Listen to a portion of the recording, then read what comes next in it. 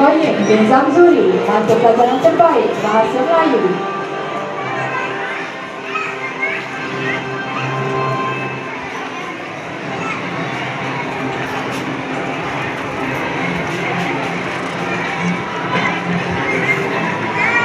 Muhammad Aidil bin Muhammad Nazri, Mata Pelajaran Terbaik Bahasa Inggeris.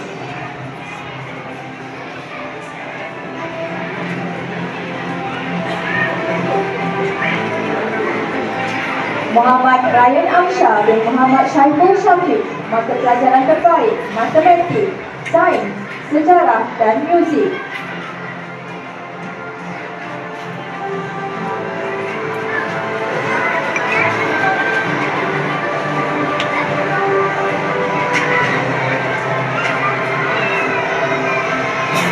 Kasir Aisyah Eliana binti Syahibullah, Mata Pelajaran Terbaik Pendidikan Islam.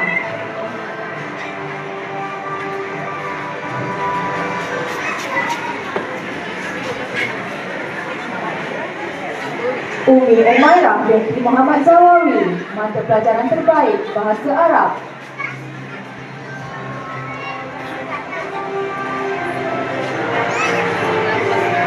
Muhammad Amar Iqbal bin Zulkarnain, Mata Pelajaran Terbaik Pendidikan Seni Visual.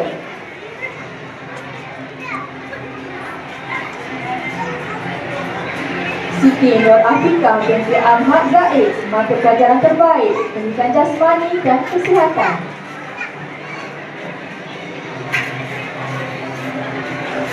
Dan Nur Afrina Akila binti Muhammad Fairuz Aswad, Mata Pelajaran Terbaik RPT.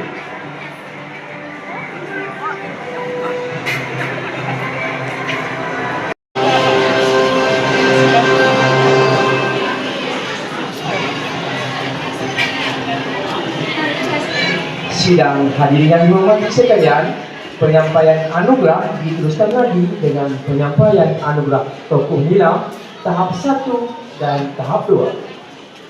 Untuk makluman semua, tokoh nilai tahun ini dipilih berdasarkan aplikasi AIS yang telah dilancarkan pada awal tahun 2025.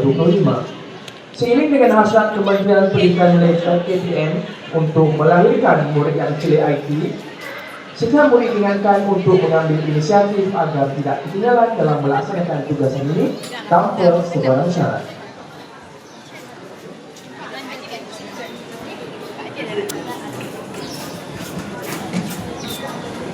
Dengan ini, dipersilakan pemenang anugerah Nilam tahap 1 bagi sesi 2025 yang disandang oleh Adik Iman Amar Amsyar bin Muhammad Nur Hafiz dari kelas 3 Stella.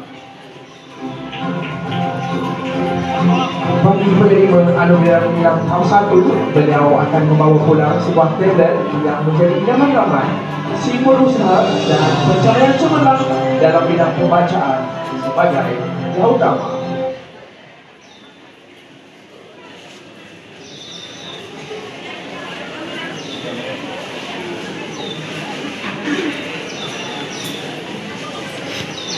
Seterusnya, anugerah Nilam bagi tahap 2 sesi 2025 disandang oleh Adik Nur Afina Akila binti Muhammad Khairul Aswan dari kelas 5 Galaxy.